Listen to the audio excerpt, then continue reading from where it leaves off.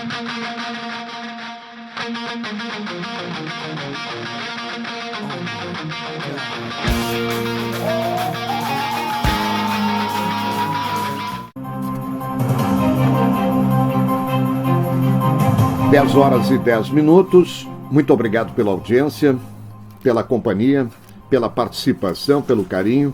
A cada dia chega um ouvinte, uma ouvinte nova. Seja bem-vindo. Muito obrigado. De domingo a sexta, das 10 da noite, programa produzido pela Central Bandeirantes de Jornalismo, das 10 da noite à 1 da manhã, sempre com debates, entrevistas especiais, a interatividade com você, ouvinte da Bandeirantes FM 94,9, no AM 640, né?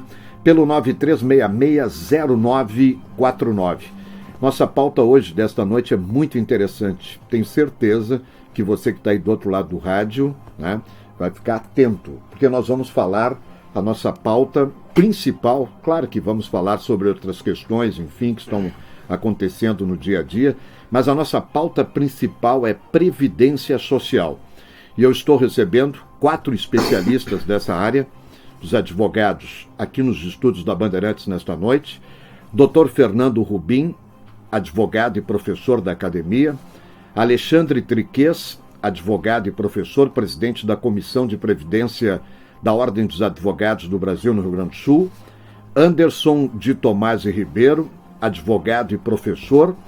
E o nosso conhecido já, fazia um bom tempo que não vinha conosco aqui, nosso colunista, nosso amigo, Dr. Márcio Hartz, advogado e professor, todos sócios da G4 Atualização Previdenciário, né? G4 Atualização Previdenciário. E o Felipe Paixão, que é sócio da VoxLex Cursos, são os nossos convidados aqui nos estúdios da Bandeirantes nesta noite, em que nós vamos falar muito sobre previdência. Daqui um pouquinho, com o Dr. Fernando Rubim, com o Dr. Alexandre Triquez, com o Dr. Anderson de Tomás e Ribeiro, com o Dr. Márcio Hartz. Já quero agradecer aqui o Dr. Fernando Rubim, trouxe um presente e ele não tem ideia, que é o presente que eu mais gosto, que é livro. Eu leio 1, 2 livros por semana, quer me dar um presente, me deixar que nem menino assim, que recebe uma bala, um chocolate, me dê um livro de presente ou um disco de vinil, um CD. É a minha paixão. E eu estou recebendo aqui do Dr. Fernando Rubim um novo Código de Processo Civil, da construção de um novo modelo processual, as principais linhas estruturantes da Lei número 13.105/2015. Muito obrigado, Dr. Fernando Rubim. Depois nós vamos falar sobre essa obra aqui, se está disponível, aonde, enfim. Daqui um pouquinho vamos iniciar o nosso debate. Pois bem, meus amigos, olha, eu quero dizer para vocês que é lastimável a situação do quadro político, tendo a mediocridade tomado de assalto o Congresso Nacional e as estruturas mais elevadas do poder. Quando se observa o debate parlamentar, a vontade é de chorar. Eu que passei por dentro do Congresso Nacional mais de uma década e acompanho no dia a dia, porque faz parte do meu dia a dia profissional, esse debate ele é paupérrimo. Talvez porque praticado por políticos dotados de um nível de ignorância notável, incapazes de se afastar das tendências ditadas pelas pesquisas de opinião pública. O maior problema do Brasil, que eu enxergo, é a corrupção, e o Congresso Nacional não tem interesse em combater a corrupção, porque grande parte, de senadores e deputados se beneficiam da corrupção. Sai governo, entra governo, porém os senadores e deputados continuam roubando porque eles sabem que o Supremo Tribunal Federal é lento e não pune os corruptos, O Congresso Nacional é um paraíso de corruptos protegidos pelo foro privilegiado. Na última década, com os adeptos da ideologia bolivariana, regada, aqui entre nós, vou falar bem baixinho, regada a vinhos caros e corrupção galopante, os brasileiros pagam uma conta insuportável e são obrigados a conviver com o deboche, a disfarçatez. Essa nossa república, neste exato momento, é tudo menos honrada, serena e lógica. Os 3 poderes atuam como se vivessem em mixórdia, e intromissão permanentes uns nos outros e vice-versa, chamando o nefasto resultado geral, cínica e equivocadamente, de eles chamam de autonomia. Esta se impôs sobre a harmonia na base do braço de ferro e do berro mais alto, viu? Nas atuais circunstâncias, e há bastante tempo, né? O lema aquele, ordem e progresso na bandeira, a bandeira nacional, não descreve a desordem vigente a ponto de dever ser substituído, né, por manda quem pode, obedece quem tem juízo. Em relação a esse recado generalizado à cidadania, né, você que está aí do outro lado do rádio, o povo impotente fica na condição do salve-se quem puder, e o resto que se dane. O aumento nos salários de setores que recebem seus salários em dia, como Judiciário, Tribunal de Contas, é, na minha opinião, a bofetada que suas excelências, parlamentares irresponsáveis, mandam para o povo e jogam a conta para o seu bolso, em um Estado quebrado, detonado pelo descaso, incompetência e corrupção. E aí, a hipotenusa do triângulo é o Judiciário, do cada um por si, e Deus só por alguns. Regime no qual a paridade de todos é submetida a privilégios que a promiscuidade assegura, né? Auxílio moradia e a caneta na mão. Até quando, hein? Com a produção da Central Bandeirantes de Jornalismo, Central Técnica Norival Santos, Edson Leandro, Vinícius Baraci e Pio, na mesa de áudio Jones, transmissores Alexandre Neres dos Santos e Gilberto Pautinha Barbosa, gerência de rádio jornalismo de Guilherme Bauhert, direção de jornalismo de Renato Martins e a direção-geral do Grupo Bandeirantes no Rio Grande do Sul, do jornalista Leonardo Meneghetti. 10 horas e 17 minutos, com uma temperatura de 13 graus na capital dos gaúchos, contra a hipocrisia. E por um país mais justo está no ar, repórter Bandeirantes. Repórter Bandeirantes. Apresentação, Milton Cardoso. 10 e 18, cumprimentando neste momento a formação da Rede Bandsat Sul, conosco neste momento. Rádio Quaraí de Quaraí, Diário da Manhã de Passo Fundo, Difusor 890, Bento Gonçalves, Imigrantes, Turvo, Santa Catarina, Band FM, Santana do Livramento, Guaçu, Toledo, no Paraná, Minuano de Rio Grande, Horizonte, Capão da Canoa, Band Sinop, no Mato Grosso, Rádio Clube de Bagé, Sobral de Butiá, em Membuí, Santa Maria, São Francisco, Caxias do Sul, Garibaldi, Estreiro, Uruguai, Cacique Doble, Cristal, Marmeleiro, Paraná, Miriam, 1160M, Farroupilha, Novos Horizontes, FM Santo Ângelo e Rádio Momento FM, Xanxerê, Santa Catarina, emissoras que compõem a Rede Bandsat Sul, sempre em nome de Gran Legado, Suco Suvalan, Afisvec, Sindifisco RTI, Anaps, Celulose Rio Grandense, Zafari e Bourbon. Economizar é comprar bem. 10 horas e 18 minutos, Dr. Márcio Hartz, advogado, professor, seja bem-vindo, prazer muito grande recebê-lo. Obrigado, Milton, boa noite, é um prazer estar aqui de volta no teu programa. Já algumas vezes pudemos participar e eu sempre fico muito na expectativa do teu editorial, Milton. Eu acho sempre um texto muito bom de se ouvir e é sempre muito verdadeiro, Milton. Tu tens essa bandeira contra a corrupção e acho que o jornalismo é isso, e a gente está muito orgulhoso do teu programa aqui no Estado, porque é um dos poucos que ainda consegue manter essa veia protestante, vamos dizer assim, no campo político. Está cada vez mais raro, porque há um receio muito grande da retaliação, né? E tu mostras com muita categoria que não tens esse receio, então tá de parabéns, e eu estou muito feliz aqui, ainda mais hoje entre amigos aí do G4, que nós estamos aí para debater Previdência, mas obviamente que a Previdência está inserida num contexto maior, e esse contexto é o cenário político atual. Então é evidente que vai permear também a nossa discussão, essa situação política.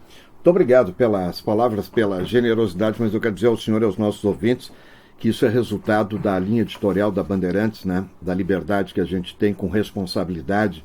Nosso diretor-geral, Leonardo Meneghetti, nosso diretor de jornalismo, aí, o Renato Martins, enfim, a nossa mãe lá em São Paulo, né?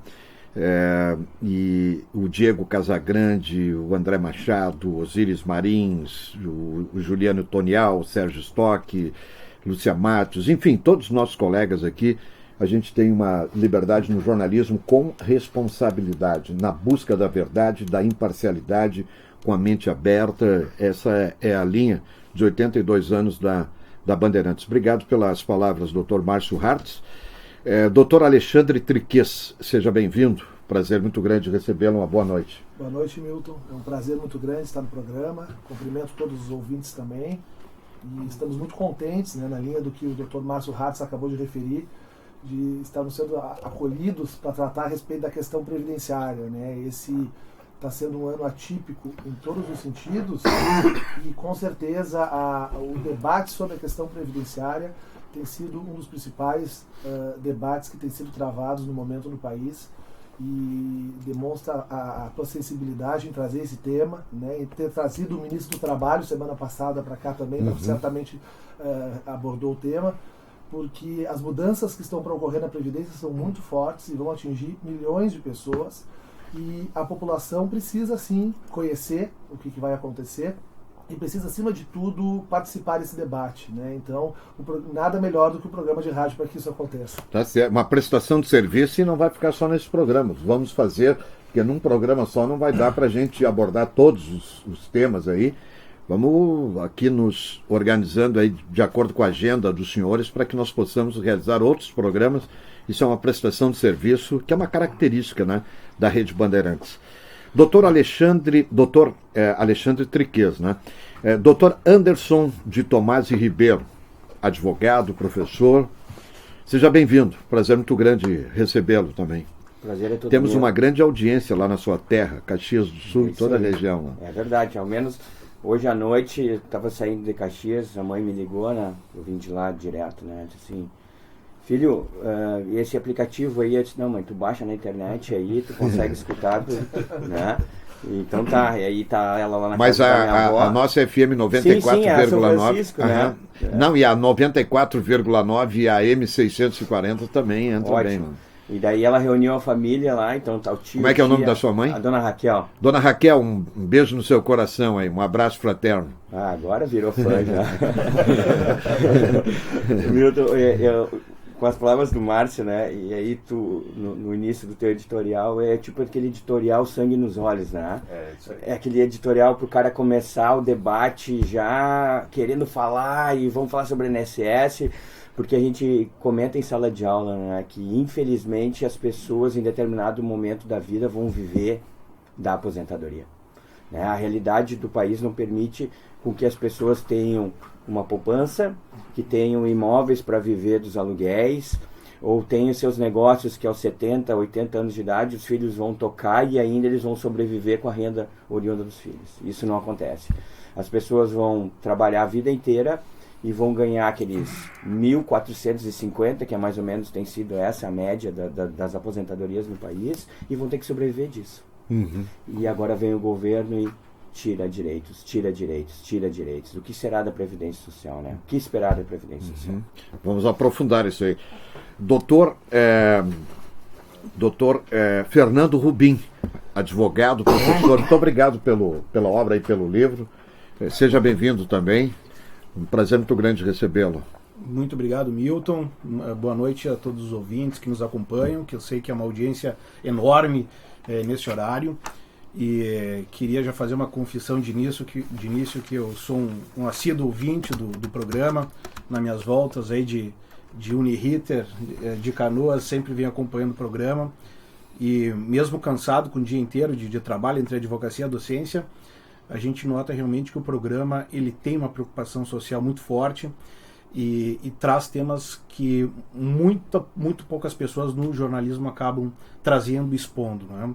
Então venho de muito bom coração participar aqui pela primeira vez do programa, e os nossos debates basicamente são esses, não é? A Previdência e também a questão dos direitos dos segurados, que são muitas vezes adquiridos ou não adquiridos no processo mediante uma intervenção positiva ou negativa do Poder Judiciário.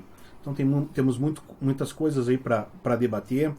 e principalmente acredito que um dos focos da nossa intervenção aqui é a atuação do governo provisório, não é, na dilapidação aí do patrimônio dos segurados e essa incorporação da Previdência Social dentro do Ministério da Fazenda. Acredito que esse é um ponto central que a gente deve debater e explicitar aí o que muitos dos nossos ouvintes acabam não entendendo, né, por não estar por dentro do cenário político e também do cenário técnico da construção e da modificação da Previdência Social nesses últimos períodos. É um prazer enorme estar aqui com vocês. O prazer é nosso, muito obrigado. Dr. Fernando Rubim, Dr. Alexandre Triques, Dr. Anderson de Tomás Ribeiro, Dr. Márcio Hartz. Bom, eu quero dizer para os nossos ouvintes que podem e devem, porque esse programa é uma prestação de serviço a você, ouvinte, que está aí do outro lado do rádio, pelo 93660949, né, o WhatsApp e também o Torpedo, perguntas, sugestões, opiniões, enfim, dúvidas,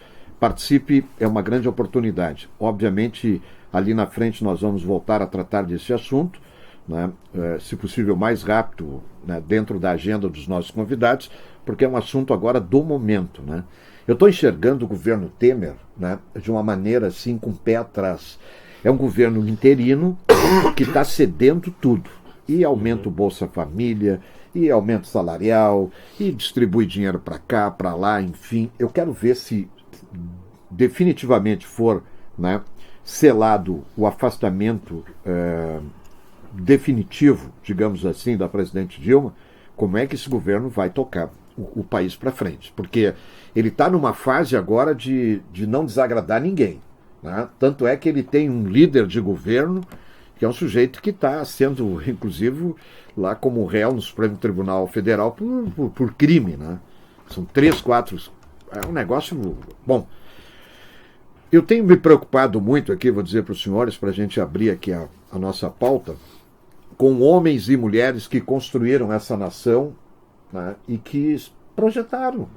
A gente tem... Muitas pessoas não se apercebem disso, mas a nossa passagem por aqui, pela Terra, é muito rápida. Então, aquelas pessoas que dedicaram 30, 40 anos das suas vidas para ajudar a construir essa nação, enfim, se prepararam para curtir um pouquinho na reta final, né, com projetos, enfim, está tudo indo para o ralo. Tudo indo para o ralo pela irresponsabilidade, não só do Executivo, mas do Legislativo também. E os aposentados hoje, tem muita gente, Dr. Márcio Hartz, que eu recebo, e que não consegue colocar o essencial na mesa, e muito menos comprar medicamentos, enfim. Um país que até agora vinha sendo governado por um partido que se dizia o Partido dos Trabalhadores e dos Pobres. E eu fico em dúvida para acreditar um país que coloca como slogan pátria educadora e taca-lhe impostos no material escolar como nunca antes na história desse país. Eu acho que os senhores já ouviram essa frase de alguém. Aí libera o IPI dos automóveis e toca-lhe impostos, né, nos medicamentos, que é para arrebentar com todo mundo. Então é complicado, e da maneira como são tratados os aposentados, pensionistas, enfim. Eu já recebi aqui várias vezes 2 especialistas nessa área de previdência. Um foi ministro de Estado, governador, Jair Soares, e também o Paulo Paim. Ambos de posições políticas diferentes, mas os dois fecham numa questão. Milton, previdência não é deficitária. É balela quem coloca manchete, enfim, jornais, televisão, no rádio, que a previdência é deficitária. Ela não é deficitária. Eu vou iniciar o debate já mais ou menos dentro dessa linha. Qual é a opinião dos senhores sobre a previdência que nós temos hoje? E até colocaria, Dr. Márcio Hartz, será que tem algum, se dá para fazer esse tipo de comparação?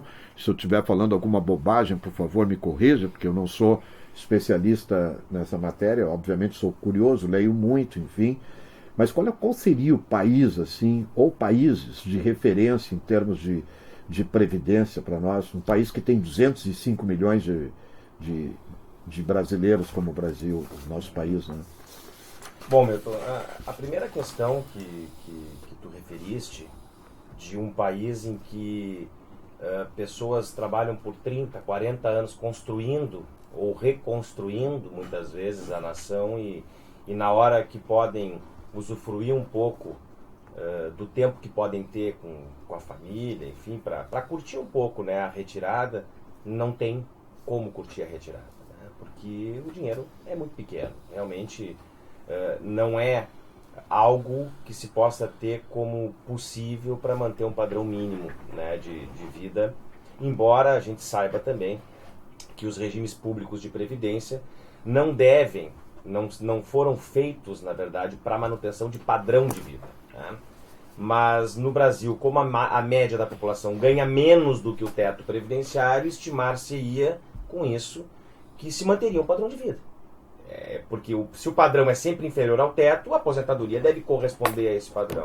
É muito triste, a gente encara isso com muita tristeza, porque ao mesmo tempo em que nós temos uma previdência hoje com essa polêmica sobre ser deficitária ou não, e há estudos que apontam, e aí os colegas de mesa, que os amigos do G4 vão concordar, há estudos que apontam que ela não é deficitária. Há opiniões importantes, como do governador Jair Soares, do senador Paulo Paim, que apontam que ela não é deficitária. Por outro lado, há um sem número de opiniões em sentido contrário, dizendo que ela é deficitária. E me parece que há um erro aqui, ou um equívoco, no conceito de previdência. Porque se nós tomarmos a previdência como seguridade social, é uma coisa. Porque a seguridade social ela tem 3 pastas abertas, né? Ela tem a pasta da saúde, ela tem a pasta da assistência, ela tem a pasta da previdência. A única que exige contribuições é a previdência. Só que ela entra num orçamento em que há muito mais gastos com outras áreas que não exigem contribuição específica, é óbvio que ela vai ser deficitária. É evidente que se eu colocar a saúde no gasto da previdência, ela vai ser deficitária, porque a saúde não arrecada, especificamente. Ela tem as contribuições que vão para o sistema, evidentemente, mas ela não exige contrapartida daquele que se candidata ao benefício ou ao serviço de saúde. Então, é evidente que ela vai gerar só custo. Então, eu não posso colocar no mesmo bolo. Eu tenho uma dificuldade muito grande em acreditar que não haja nenhum déficit. Por que eu tenho essa dificuldade? Porque os países mais desenvolvidos em termos de previdência, e aí já pegando a tua segunda pergunta, o modelo mais interessante hoje de previdência talvez seja o modelo britânico. Aliás, os britânicos, como uma ilha que são, sempre têm alguma peculiaridade que destoa do resto do mundo. Eles têm um modelo de previdência hoje mais sustentável, pelo menos dos que eu conheço, e eles reformaram a previdência 25 anos atrás para ter efeitos em 2025. Ou seja, eles reformam a previdência com projeção de 30 anos para surtir os efeitos. Então aquelas pessoas que estavam começando a trabalhar lá, Milton, elas se acostumam com a ideia. Durante a vida de trabalho de que vão ter que trabalhar mais tempo. No Brasil é da noite para o dia. Não, e também, Márcio, uma situação que a gente não pode, e toda vez que se cria paradigmas, a gente quer comparar o Brasil com Dinamarca, por exemplo, né? Aí eu te pergunto, com que idade o dinamarquês começa a trabalhar? Vocês conhecem algum americano que começa a trabalhar com 16 anos, a não ser aqueles trabalhos de verão? Não. O agricultor brasileiro começa com 12. Seguidamente, não há necessidade de se trabalhar mais óbvio cedo. que não. Claro. Então, nós não podemos pegar a realidade brasileira e querer comparar com uma realidade europeia ou americana, porque aqui começa a se trabalhar com 16 anos de idade, com 15 anos de idade. E essas sociedades enriqueceram muito antes do Brasil. Exato. Elas enriqueceram antes. Então são 2 pesos, 2 medidas. Claro. Né? A situação da própria aposentadoria especial, será que o contato com agente nocivo no Brasil, de uma metalúrgica, por exemplo, é o mesmo de uma empresa automobilística alemã? Na Alemanha, né? Não, lá eles não usam nem protetor auricular, porque não precisa, porque a máquina é toda protegida. Então, nós temos que comparar o Brasil com o Brasil, não o Brasil com a Dinamarca e nem com a Alemanha. Eu entendo que... Dr. Fernando Rubim. Eu entendo que a Previdência, em linhas gerais, ela é superavitária. Se há alguma dúvida a respeito do déficit, a primeira pergunta que deve ser feita é o seguinte: tem de onde tirar mais custeio do regime? Porque nós temos toda uma legislação constitucional e legal que regulamenta o custeio da Seguridade. E o custeio, ele não é feito só pelo empregado, ele é feito pela empresa e é feito por todos os entes federados. É um tríplice custeio bismarquiano. E quem estuda basicamente o regime de custeio vê que o regime constitucional é um regime muito amplo de financiamento do sistema. Não é à toa o princípio da diversidade da base de financiamento, onde todos contribuem para o sistema, né? Por isso que não podemos enxergar a contribuição como algo individual. Né? Os três subsistemas me parecem que têm o custeio. Não diretamente, logicamente, pelo próprio necessitado, mas um sistema que está cobrindo aquela necessidade. Então meu primeiro ponto é esse, não é? O custeio da Previdência Social no Brasil é um custeio muito amplo e é um custeio profundo, não é? Que não ataca em valores irrisórios nenhum dos participantes, né? Seja dos empregados, seja das empresas, inclusive de todos os entes federados, União, Estados e municípios, né? E um segundo detalhe importante nesse debate, Milton, que me parece que é fundamental ser colocado, se chama de DRU, de Desvinculação das Receitas da União, que inclusive vem acompanhando trabalhos na graduação e na pós-graduação da Uniriter a respeito disso, porque é muito estranho se falar em déficit da Previdência, se falar que a Previdência é deficitária, e o governo buscar cada vez mais uma fatia de valores do sistema previdenciário, desviando valores que eram de benefício previdenciário para outras áreas, que exatamente é isso a DRU, a desvinculação das receitas da União.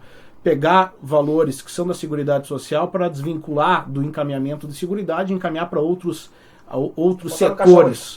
setores que não tem nada a ver com o pagamento de benefícios previdenciários ou mesmo assistenciais, como o Márcio acabou referindo. E o governo do Michel Temer acabou de aumentar a desvinculação de 20% para 30%. Então é uma pergunta importante, Milton, para os nossos ouvintes também. A que interesse o governo tem de desvincular, aumentar a desvinculação da Previdência Social, se ela apresenta um déficit dessa magnitude, como é noticiado? A conta não fecha, não tem como fechar a conta, né? Quer dizer, se tu aumenta a desvinculação, por que tu vai aumentar a desvinculação se ela dá prejuízo? Esse é um paradoxo interessante. Claro. A alteração desse ano, né? Aí entra uma questão interessante, não querendo teorizar, mas eu acho que é um aspecto importante para o nosso debate, que é o seguinte, né? A função do Estado a partir da queda do Muro de Berlim. Né? Qual é o papel do Estado na economia e qual é o papel que o Estado tem na promoção do bem-estar da população? De fato, quando a gente entra no Estado liberal, quando a gente entra no Estado que a gente vive hoje, volta a se discutir o papel do Estado com muita força, a ideia do Estado sair um pouco da economia. E até que ponto a questão previdenciária é atraente para o Estado. Né? Um fato interessante, o Rubim, quando fez a manifestação primeira dele, ele refere, um governo provisório que está dilapidando a Previdência. Isso chama atenção. Reforma da Previdência é uma reforma de Estado ou de governo? Aí muda o governo, muda completamente a lógica, se vende a Previdência. E aí se voltar o outro governo, traz a Previdência de volta, cria o Ministério de novo. Não, mas eu exagerei na minha frase, Tranquilo, eu exagerei ou é o que está acontecendo? A frase foi impecável, isso que eu estou querendo dizer. E vai ao encontro do que o Márcio falou, a Inglaterra pensou Previdência há 50 anos. Né? Como é que pode mudar um governo e simplesmente o discurso mudar totalmente numa matéria essencial à população? Mas esse tem sido o retrato, né, Triquez, desde o início da década de 90. Porque não são... E eu estava preparando falar isso, né, hoje. Eu ia falar sobre isso hoje. Quer dizer, e vou falar agora. Porque é interessante como os projetos previdenciários são de governo. E não de nação, né? O projeto é o mesmo. Podem pensar. Governa PT, governa PSDB, governa PMDB. O projeto previdenciário é rigorosamente o mesmo. É ir reduzindo cada vez mais os direitos previdenciários. Nunca vou me esquecer... Na década de 90, quando, e eu nunca vou me esquecer porque eu estudei depois isso, mas me lembro da época, quando se criou o tal fator previdenciário, Milton.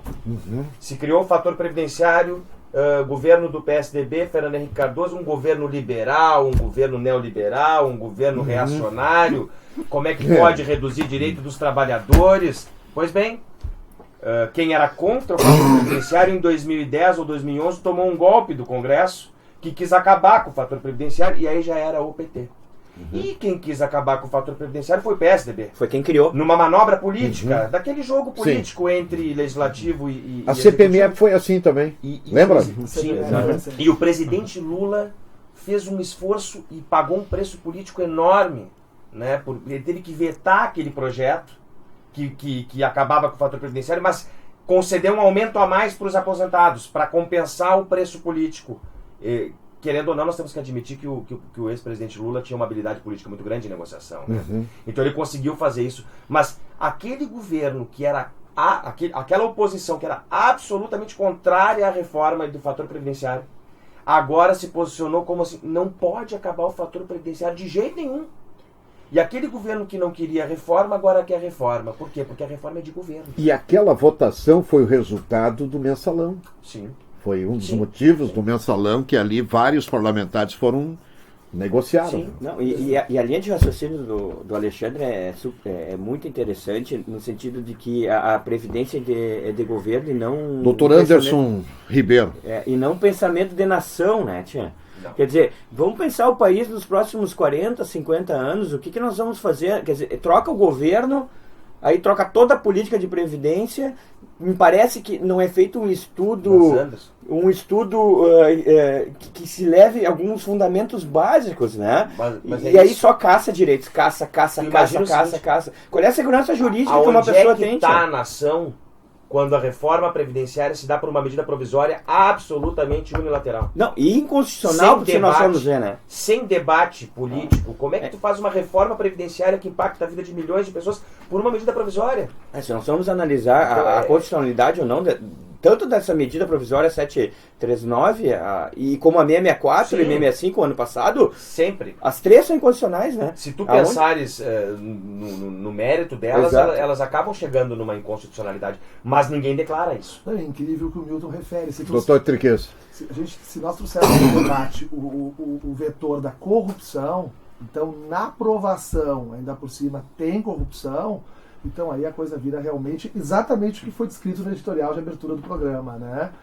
Pelo Milton, né? Porque daí vira uma bagunça. Quer dizer, a única coisa que não se pensa nesse cenário todo é na Previdência. E mais um detalhe que o que chama muito a atenção é o seguinte: para aprovar medidas restritivas na Previdência, tem Congresso, tem Judiciário. Com a mesma facilidade que se aprova um auxílio moradia, se aprova uma restrição a direito fundamental do cidadão. Quer dizer, o auxílio moradia hoje de um juiz, ou de um magistrado, ou de um membro do Ministério Público, corresponde exatamente ou praticamente ao teto do INSS. Perfeito.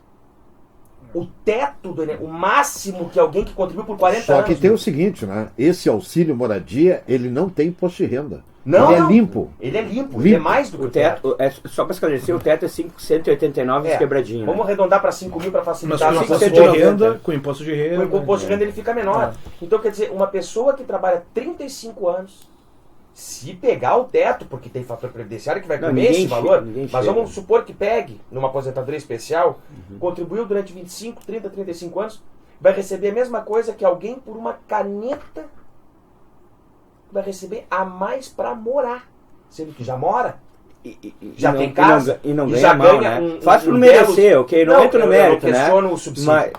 Eu não questiono o subsídio do magistrado, eu não questiono o subsídio do Supremo Tribunal Federal, eu não entro nesse jogo de que é muito que ganha o ministro Supremo, porque a realidade brasileira... Não, e é uma disfarçatez tão grande que eu tenho colocado esse debate aqui, mas ele fica recuado, né?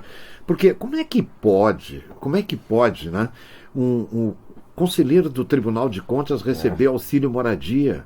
Conselheiro do Tribunal de Contas. E aí eu me pergunto assim, mas esse Tribunal de Contas não enxergou que desde 90 para cá entra governo, sai governo, entra governo, sai governo, e eles estavam colocando o Estado no calabouço e o Tribunal de Contas não viu nada, não enxergou nada de um governo para o outro, absolutamente nada, e o Parlamento, que tem a função de fiscalizar, também não.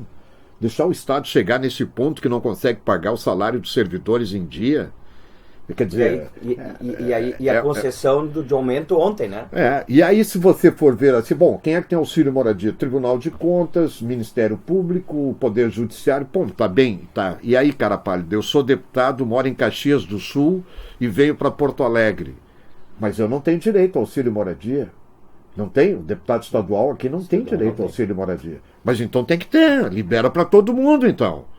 Mas por que o Ministério Público tem, o Tribunal de Contas tem, o Judiciário tem? Isso é para mascarar... Então, é um absurdo isso. O auxílio moradia ele veio para mascarar um suposto déficit inflacionário. Porque não havia uma recomposição, então vamos encontrar uma brecha, e aí se criou uma verba indenizatória que não respeita teto. não respeita teto do Não, e Supremo. retroativo, né? Retroativo. São milhões e milhões. O que é uma barbaridade, porque já se consumiu a moradia nesse país. Por que retroativo? Então, assim, esse para mim me parece o escárnio nas finanças públicas. Agora, o vilão é a Previdência. O vilão é a Previdência. Sim. O vilão é o segurado da Previdência. Esse é quem, por ser o lado mais fraco da corda, acaba estourando nele essa restrição orçamentária. Vai estourar nele. 10 horas e 45 minutos, o rádio é rotativo. Enfim, eu vou fazer o primeiro intervalo, que nós voltamos em seguida, né? Com os nossos convidados. Olha, uma pauta muito interessante. E essa pauta nós vamos nos programar aqui com a nossa produção para levar em frente, porque são várias questões sobre a Previdência, e a gente vai falar muito aí durante esse segundo semestre, porque vem aí, viu? Eu não sei, imaginem os senhores, né, e os nossos ouvintes, tá, vamos dizer que tudo no Brasil pode acontecer, né?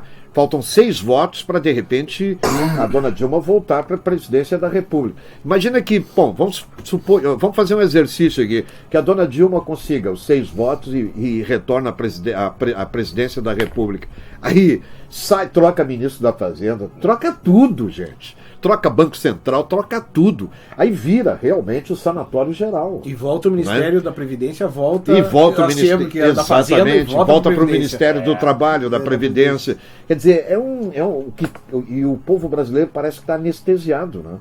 Porque não é possível. E o Congresso Nacional, que são os verdadeiros representantes, né? Deveriam ser os verdadeiros e legítimos representantes do povo, Câmara e Senado, e eu não estou generalizando, né, mas a grande maioria, eles estão desconectados da realidade, de quem está aí do outro lado do rádio pagando a conta. É uma coisa impressionante. Você liga a televisão para acompanhar o que está acontecendo no Senado e na Câmara Federal, dá vontade de quebrar a televisão, né?